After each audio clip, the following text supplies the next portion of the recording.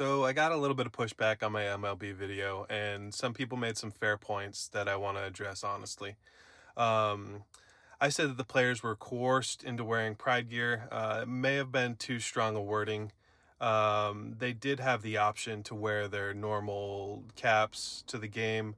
I think that's what Henches did.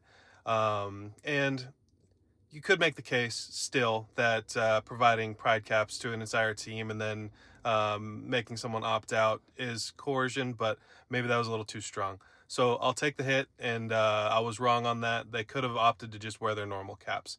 Um, but I think that actually makes their point stronger. They are committed Christians. They wanted to make a point of reclaiming a symbol that has been co opted by a movement that is anti God, and they did exactly that. They put Genesis 9 on their hats. They knew what was coming, and they chose to do it anyway. So kudos to them. I think that's a great deal.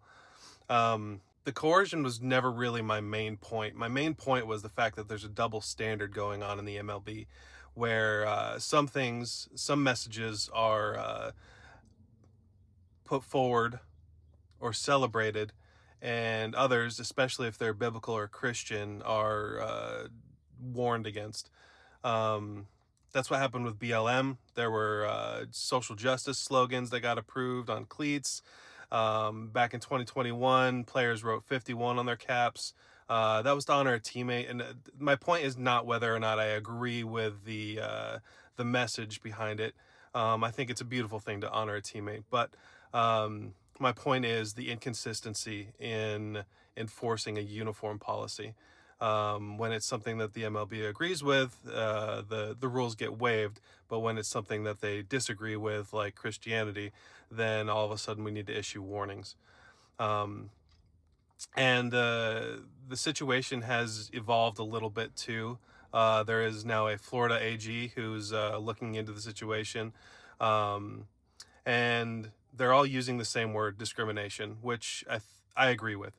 Um, so I'll own it when I get a detail wrong, and I'll try and be honest about it. But the heart of the message never changed. And honestly, the heart of the message is that we want to make a big deal about Jesus, because Jesus is a big deal. So I hope we can make a big deal about Jesus. And if you don't know it yet, then you can turn to him for the forgiveness of your sins. That's the message. That's always going to be the message. And I hope that comes across in every video I make.